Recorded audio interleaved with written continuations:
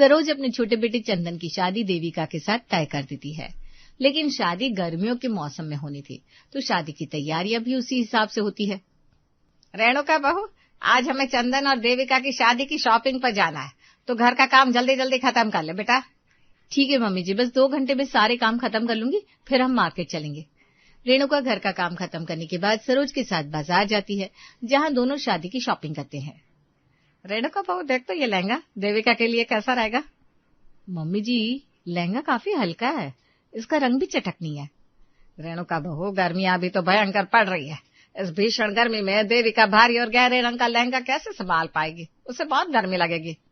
हाँ मम्मी जी, गर्मी तो बहुत पड़ रही है, सांस लेना दुभर हो रहा है। आप ठीक कह रही हो, हैवी लहंगे में देविका परेशान हो जाएगी, ये हल्का लहंगा ही ठीक रहेगा।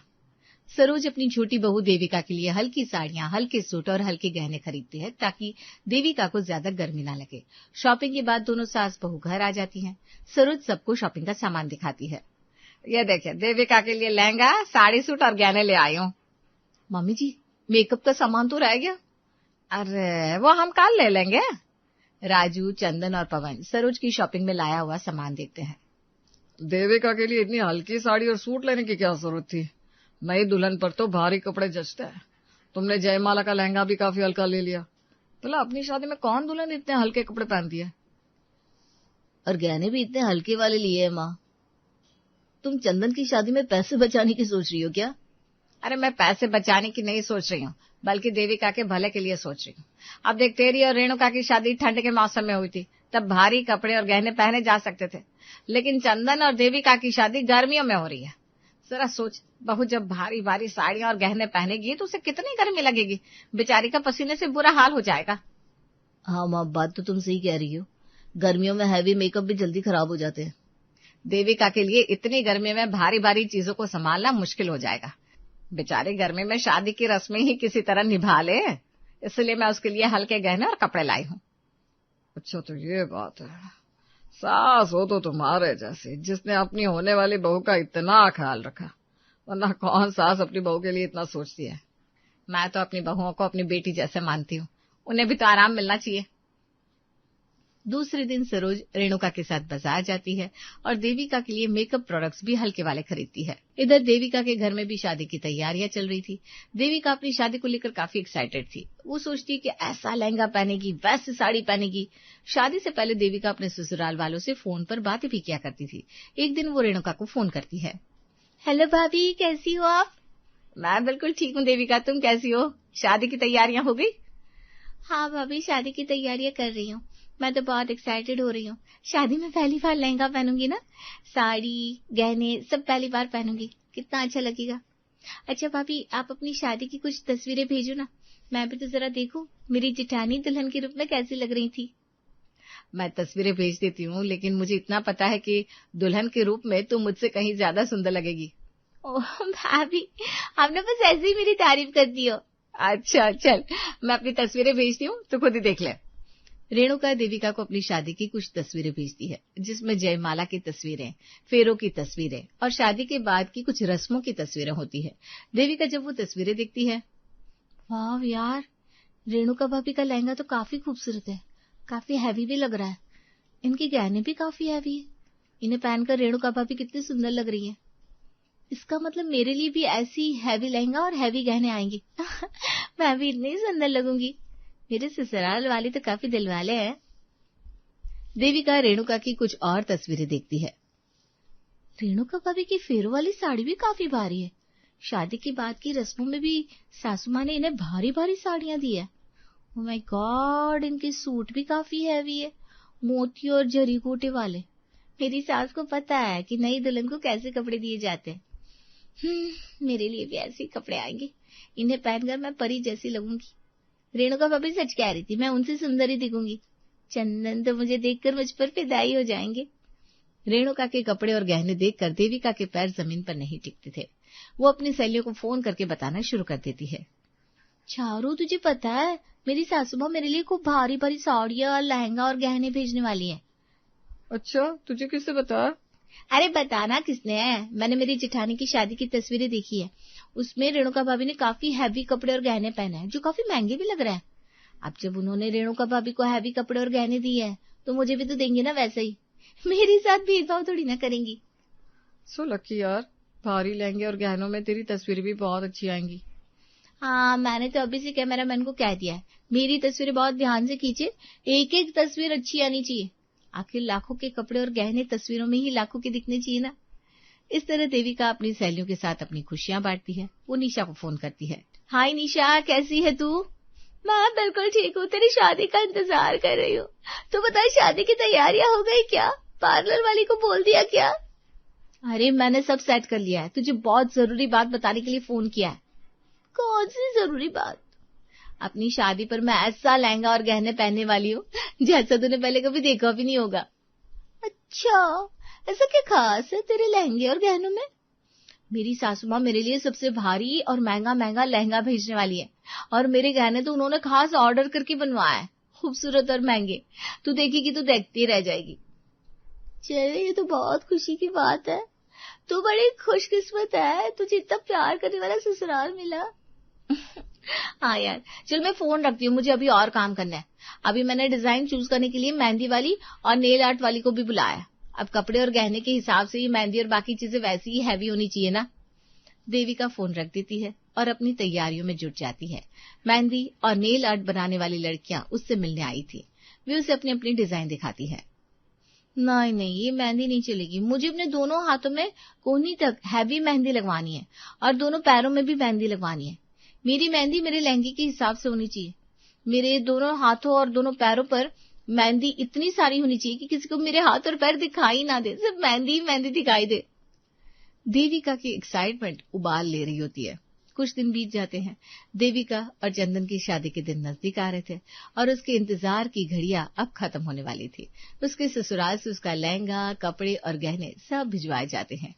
सरोज देविका की माँ सुषमा को फोन करके इस बात की जानकारी देती है।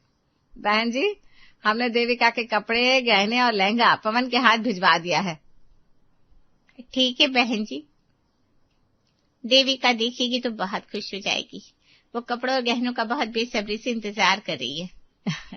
उससे कहिए कि जितनी बेसब्री उसे है उतनी ही बेसब्री हमें भी है, उसे दुल्हन के रूप में देखने की और हमारे घर आने की। हम तो इंतजार कर रहे हैं, बस जल्दी से देविका हमारे घर बहू बनकर आ जाए। दोनों बातें कर रही थी तभी पवन सारा सामान लेकर देविका के घर आ जाता है। ठीक है बहन जी, लगता है पवन जी आगे, मैं फोन रखती हूँ। सुषमा फोन रखकर दरवाजा खोलती है और पवन को बिठाती है। आंटी जी, मम्मी ने देविका के लिए ये सामान भिजवाया है। लाइए, सारा सामान मुझे दे दीजिए, मैं देविका को दे दूंगी। आप बैठिए, मैं चाय नाश्ता लेकर आती हूँ। सुषमा पवन को चाय नाश्ता कराती है। उसके जाने के बाद वो देविका को उसके ससुराल से आया सारा सामान देती है। देविका खुशी से नाचती हुई अपना सारा सामान ले लेती है। वाह, मेरे कपड़े, गहने, लहंगा आ गया। जल्दी जल्दी देख लो मेरे लिए क्या क्या आया है। रेणुका भाभी की कपड़ों और गहनों की तरह हैवी होंगे। लेकिन जैसे ही वो पैकेट खोलकर देखती है उसका सारा मूड ऑफ हो जाता है, क्योंकि उसका लहंगा तो काफी हल्का था। यही नहीं, साड़ियां, सूट, यहाँ तक कि गहने भी काफी हल्के थे। ये क्या, मेरे लिए इतने हल्के गहने और कपड़े?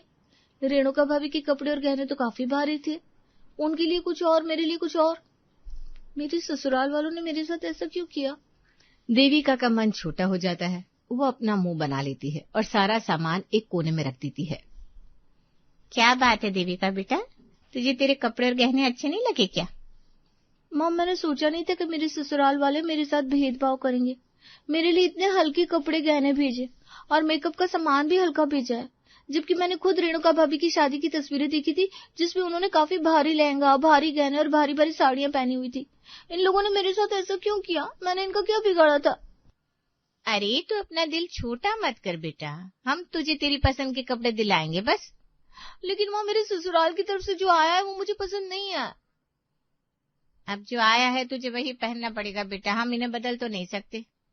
मैं मम्मी जी को फोन करके पूछती हूँ, उन्होंने मेरे साथ ऐसा क्यों किया। अरे पागल हो गई है क्या देविका, भला शादी से पहले ऐसा कौन करता है? उन्होंने जो दिया है खुशी खुशी स्वीकार कर ले और खुद भी खुश रहे। सुषमा देविका को समझाने की कोशिश तो करती है, लेकिन देविका का मन खट्टा हो चुका होता है। वो अनमने ढंग से शादी की तैयारियां करती है। वो दिन भी आ जाता है जब देविका बहू बनकर अपने ससुराल जाने वाली होती है। मेहंदी वाली, नेल आर्ट वाली सब अपनी अपनी तैयारियां करके आती है, लेकिन अब देविका का मन बदल चुका था। ज्यादा हैवी मेहंदी लगाने की जरूरत नहीं है, हल्की ही लगाना और बस हथेलियों तक लगाना। लेकिन आपने तो उस दिन कहा था आपको काफी हैवी मेहंदी लगवानी है। हाँ, लेकिन अब नहीं लगवानी, इतना लगवा रही हूं ना, यही काफी है।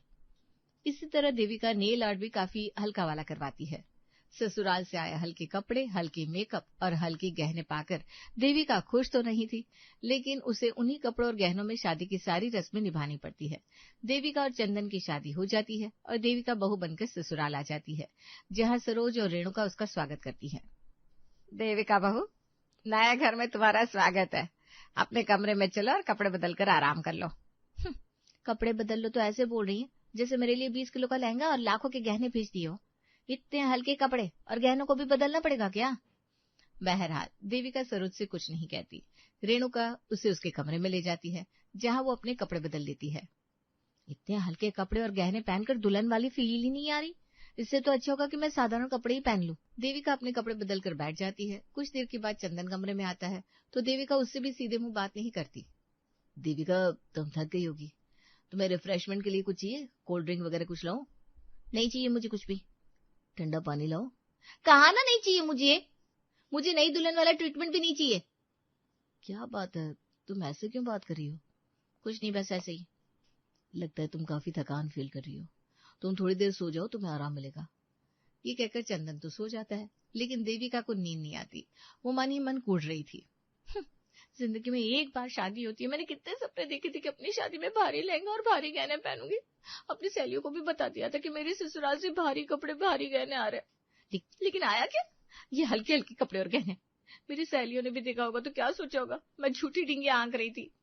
चारों निशा सब मेरे बारे में क्या सोच रही होंगी? उनके सामने मेरी नाक कटवा दी।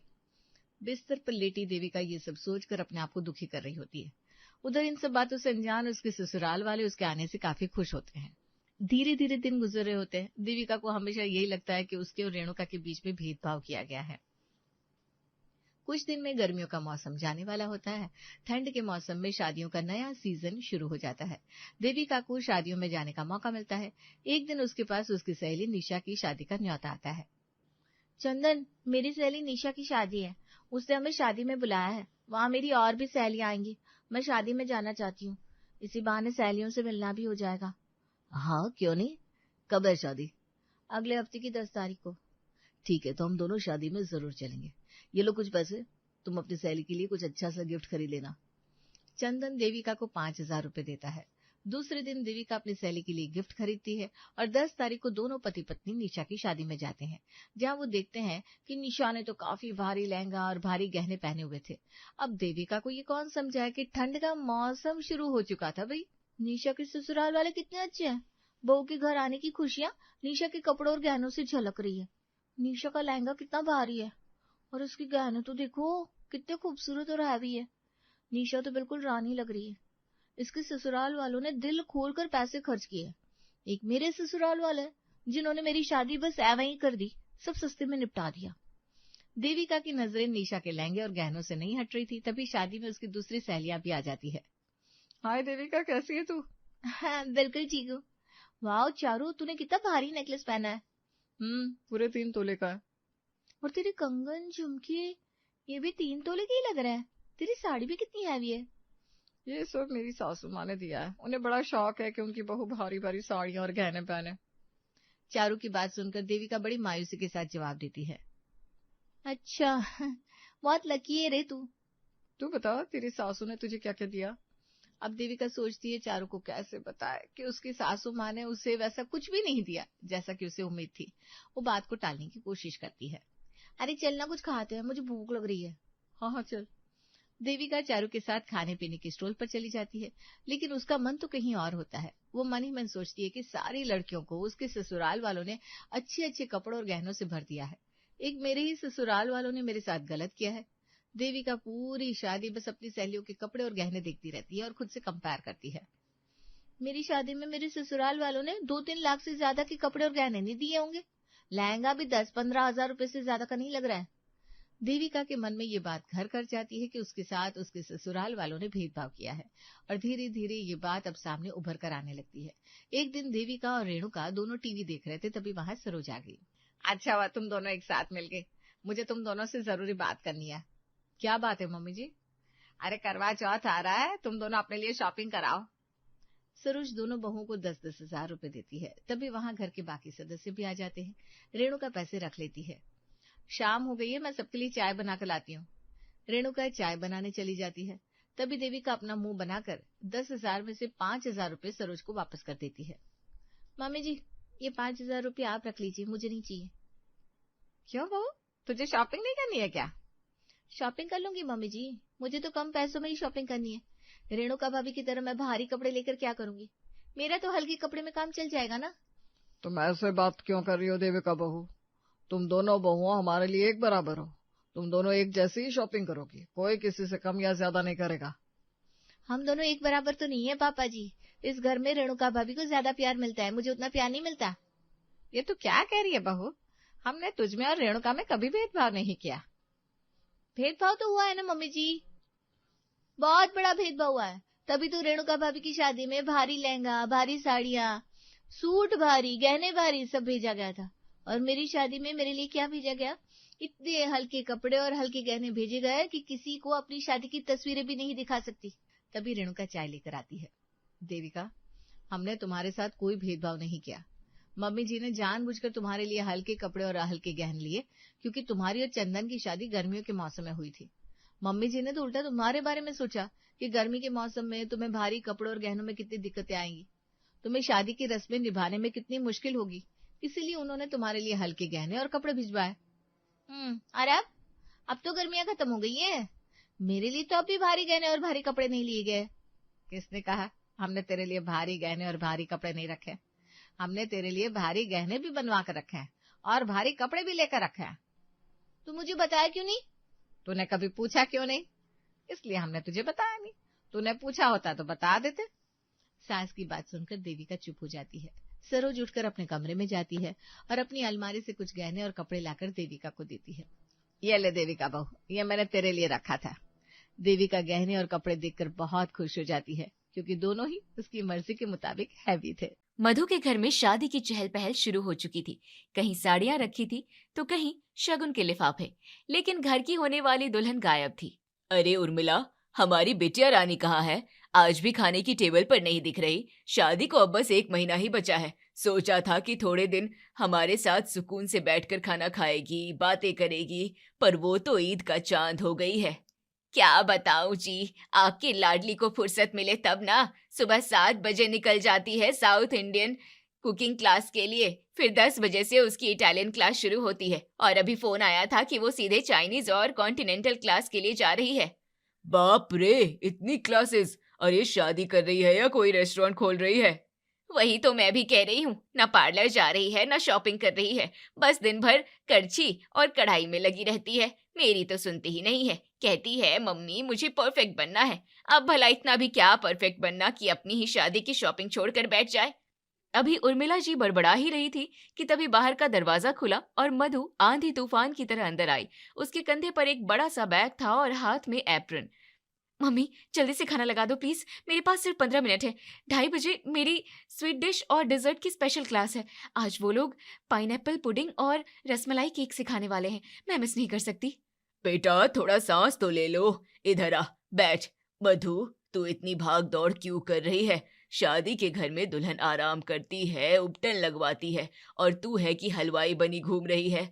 बेटा मजे करना, शॉपिंग कर, सहेलियों से मिल, ये खाना पकाना तो जिंदगी भर करना ही है। तेरे पापा बिल्कुल सही कह रहे हैं। अरे अभी तो अपनी जिंदगी खुलकर जी भर के जी ले, ताकि जब तू 1 महीने बाद ससुराल जाए तो तेरे पास ढेर सारी मीठी यादें हो। पापा मम्मी आप नहीं समझेंगे, मैं ये सब मजे के लिए नहीं कर रही हूँ, ये मिशन है मिशन। कैसा मिशन? खुद को थकाने का? देख तेरा चेहरा कैसा उतर गया है धूप में घूम घूम कर। मम्मी आपको याद है ना बड़ी दीदी और मंजली दीदी के ससुराल वाले क्या कहते थे? अरे आपकी बेटी को तो बस रोटी सब्जी बनानी आती है, तरह तरह का खाना नहीं बनाती, हमारी उम्मीदों पर खरी नहीं उतरी। वो लोग रोज दीदी को ताने मारते थे और फिर आपको भी फोन करके शिकायत करते। मुझे वो सब नहीं सुनना। मधु की आवाज में एक अजीब सा डर था। मैं अपने ससुराल वालों को शिकायत का एक भी मौका नहीं दूंगी। मैं चाहती हूँ कि मैं उनके घर जाऊं तो वो जो भी चाहे, जो भी मांगे, चाहे इटालियन हो, मैक्सिकन हो या गुजराती, मैं चुटकी बजाते ही उनके सामने हाजिर कर दूं। मैं उनका दिल जीतना चाहती हूँ पापा। मैं नहीं चाहती कि कल को कोई आपकी बेटी पर उंगली उठाए। मधु की बात सुनकर उर्मिला और नीलेश एकदम चुप हो गए। उनकी आंखों में नमी आ गई। पगली कहीं की, इतना स्ट्रेस क्यों लेती है? सब अच्छा होगा। ले, तू खाना खा। और हाँ, शाम को आते वक्त अपनी सैंडल की शॉपिंग कर लेना, दुकान बंद हो जाएगी वरना।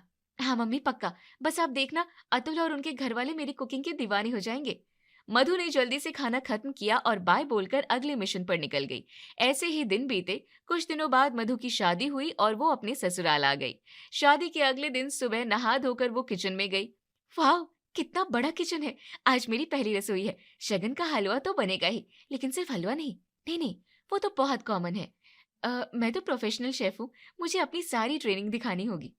अब मधु ने एक नोटपैड उठाया और मेन्यू प्लान करना शुरू किया। नाश्ते में कुछ मीठा, कुछ नमकीन और कुछ विदेशी, यानी कि पाइनएप्पल पुडिंग, मूंग दाल का हलवा, हक्का नूडल्स जो कि राहुल भैया और एनी दीदी को पसंद आएंगे, आलू के पराठे, थोड़ा देसी तड़का भी होना चाहिए और मिक्स वेज सब्जी। और लंच के लिए शाही पनीर, दम आलू और थाई करी बना दूंगी, जिसे जो खाना हो खा ले।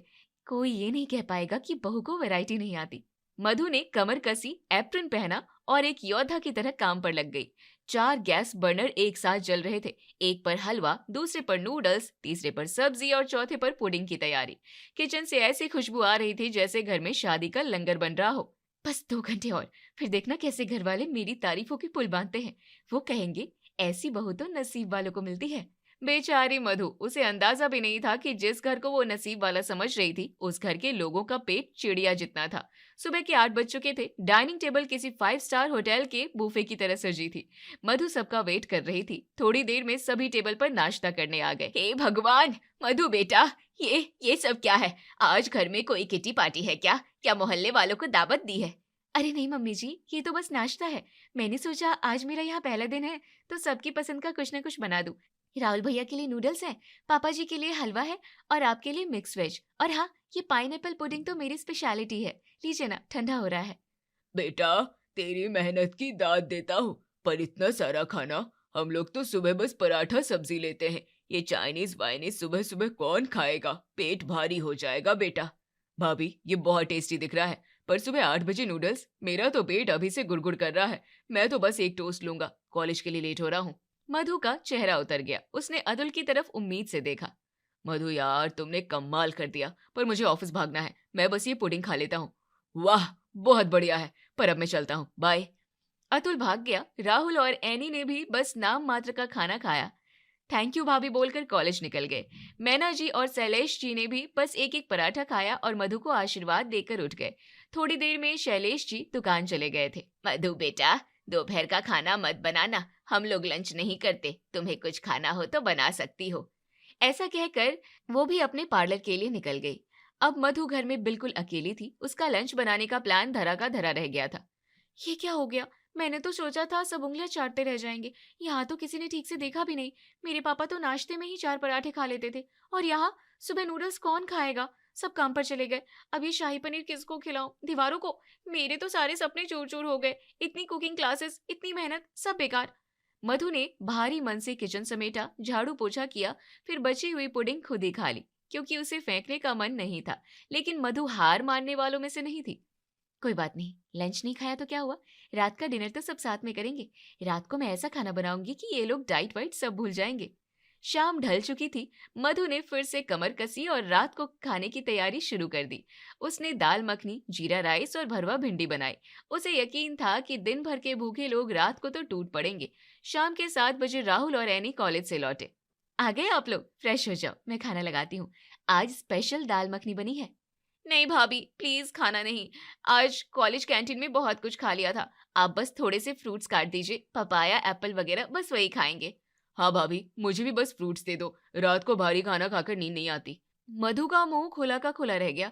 तभी शैलेश जी दुकान से आए और मैना जी पार्लर से। मम्मी जी, पापा जी, आप लोग तो खाएंगे ना? दोपहर में भी कुछ नहीं खाया था आपने। बेटा, तुझे बताया था ना, हम लोग रात को ज्यादा नहीं खाते। इस उम्र में एसिडिटी हो जाती है। मैंने वो ड्राई फ्रूट्स की चिक्की बना रखी है डब्बे में, बस वो दे दे। और एक एक ग्लास गर्म दूध, हमारा डिनर तो वही है। सिर्फ दूध और चिक्की? लेकिन मैंने इतनी मेहनत से। अरे बेटा, तूने क्यों तकलीफ की? हम लोग सालों से यही रूटीन फॉलो कर रहे हैं। तू अपने और अतुल के लिए लगा ले, हम तो कमरे में जा रहे हैं।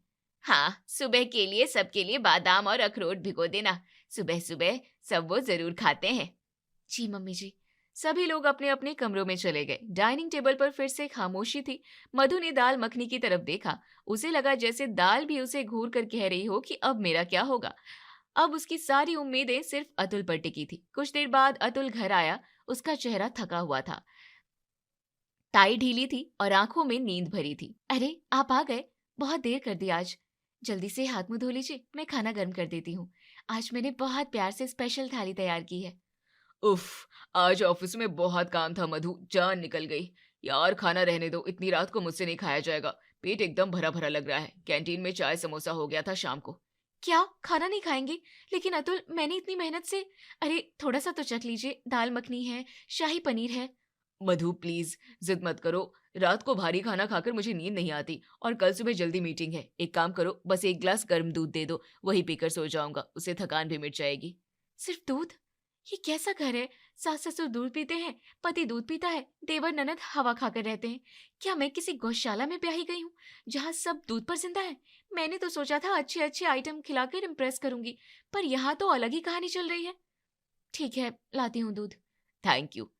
मधु ने अतुल को दूध दिया। अतुल दूध पीकर सो गया। मधु किचन में वापस गई। उसने भरे हुए बर्तनों को फ्रिज में ठूसा। उसकी आंखों में अब आंसू नहीं बल्कि एक अजीब सी जिद थी। अच्छा, तो इस घर का नियम ये है कि रात को कोई खाता नहीं और दिन में कोई रहता नहीं, सिर्फ नाश्ते के वक्त सब टेबल पर मिलते हैं। तो ठीक है, अब जो भी मेरी कुकिंग आर्ट है वो नाश्ते में ही दिखेगी, चाहे लंच हो या डिनर, सब कुछ अब सुबह ही थाली में परोसा जाएगा। अगली सुबह 8 बजे राहुल और एनी कॉलेज जाने के लिए तैयार होकर टेबल पर आए। शैलेश जी और मैना जी भी आ गए। सबको भूख लगी थी, लेकिन जैसे ही उनकी नजर डाइनिंग टेबल पर पड़ी, सबकी आंखें फटी की फटी रह गई। टेबल पर नाश्ता नहीं बल्कि महाभोज लगा था। वहाँ फ्राइड राइस थे, वेजिटेबल मंचूरियन था, शाही पनीर की ग्रेवी थी, दाल मखनी, लच्छा पराठा, पास्ता और यहाँ तक कि गुलाब जामुन भी। कुल मिलाकर 20 तरह के पकवान सुबह सुबह सजे हुए थे। भाभी, ये हम लंच कर रहे हैं या डिनर? या मेरी घड़ी खराब है? सुबह के 8 ही बजे है ना, इतना सारा खाना। आइए आइए, बैठे ना आप सब। राहुल भैया, घड़ी बिल्कुल सही है, पर देखिए ना, कल रात किसी ने खाना नहीं खाया, दोपहर में आप लोग रहते नहीं, तो मैंने सोचा क्यों ना लंच और डिनर की आइटम्स भी नाश्ते में ही बना दूं। ताजे ताजे खा लेंगे तो दिन भर एनर्जी रहेगी। ये लीजिए, मंचूरियन खाकर बताइए, मैंने ग्रेवी वाला बनाया है।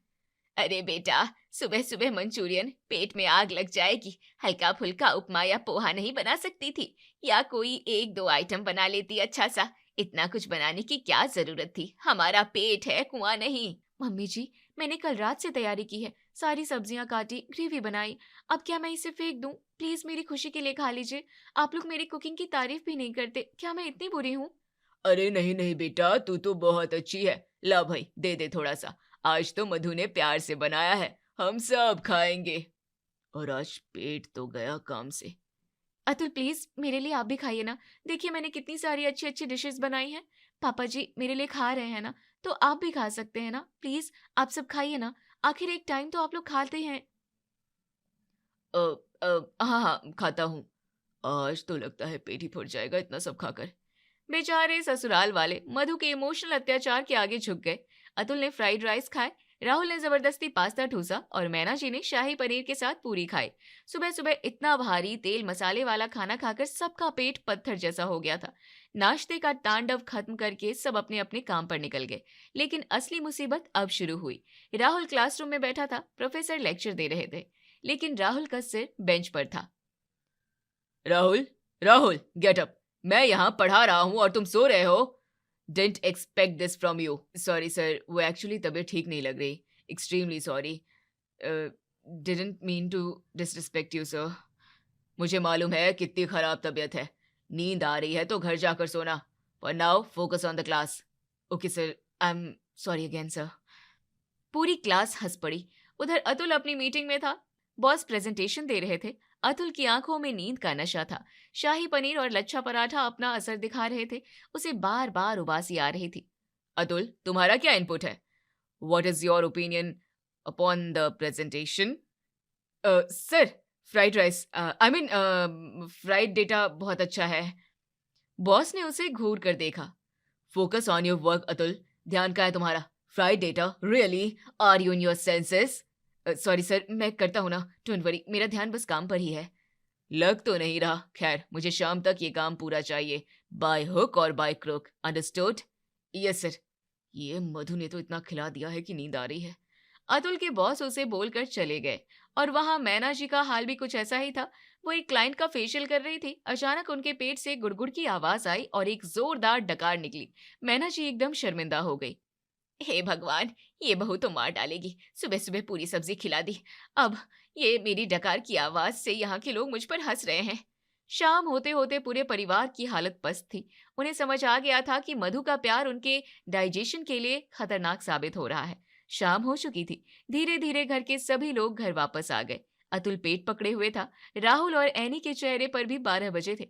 मैना जी की हालत ऐसी थी जैसे किसी ने उनकी सारी हवा निकाल दी है। मधु, एक गिलास गर्म पानी ला दो यार, और उसमें इनो या हाजमोला डाल देना। आज ऑफिस में तो मेरी इज्जत का फालूदा हो गया। बॉस के सामने प्रेजेंटेशन दे रहा था और इतनी जोर की डकार आई कि मीटिंग रोकनी पड़ी। सब मुझे ऐसे देख रहे थे जैसे मैंने कोई बम फोड़ दिया हो।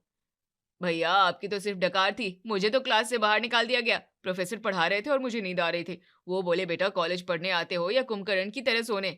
भाभी प्लीज, कल से नाश्ते में ये शादी का खाना बंद करो। मेरी तो पूरी दिनचर्या खराब हो गई। पार्लर में फेशियल करते वक्त कस्टमर के मुंह पर ही डकार आ गई। कितनी शर्मिंदगी हुई मुझे। मधु, तुझे भगवान का वास्ता कल से दलिया या खिचड़ी बना देना, बस, और कुछ नहीं चाहिए। तभी मधु किचन से बाहर आई। उसके हाथ में एक बड़ी ट्रे थी जिसमें गर्मा गर्म समोसे और जलेबी थे। ये देखकर सबके प्राण सूख गए। अरे, आप लोग थक गए होंगे ना, लीजिए शाम का नाश्ता कर लीजिए, एनर्जी मिलेगी। और सुनिए, मैंने कल सुबह के लिए बहुत ही शानदार मेन्यू सोचा है। मैंने पढ़ा है कि breakfast should be like a king. तो कल 25 पकवान पक्के। कल छोले भटूरे, पाव भाजी, इडली सांभर, गाजर का हलवा और लच्छा पराठा सब बनेगा। राजा की तरह नाश्ता करना है, पर प्रजा की जान नहीं लेनी बेटा। 25 पकवान, हमें मारना चाहती है क्या? मैना, तू अभी इसी वक्त इसकी माँ को फोन लगा। मैं अब और बर्दाश्त नहीं कर सकता। ये लड़की प्यार से नहीं मानेगी। ये हमें खिला खिला कर अस्पताल पहुंचा देगी। मैना जी ने कांपते हाथों से फोन उठाया और उर्मिला जी को कॉल किया। फोन बजते ही उर्मिला जी ने फोन उठाया। नमस्ते समधन जी, कहिए सब ठीक है ना? मेरी मधु कैसी है? सबको खुश तो रखती है ना? कोई शिकायत तो नहीं? समधन जी, शिकायत? यहाँ तो आफत आ गई है। आप अपनी बेटी को समझाइए प्लीज, ये हमें मार डालेगी। हैं? क्या कह रही हैं? खाना नहीं देती क्या? भूखा रखती है?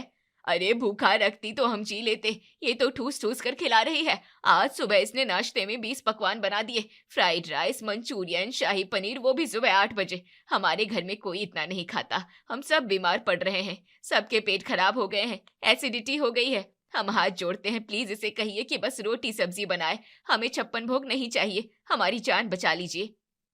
20 पकवान नाश्ते में? हे भगवान, ये लड़की तो सच में पगला गई है। मैंने कहा था शिकायत का मौका मत देना, इसने तो अति ही कर दी।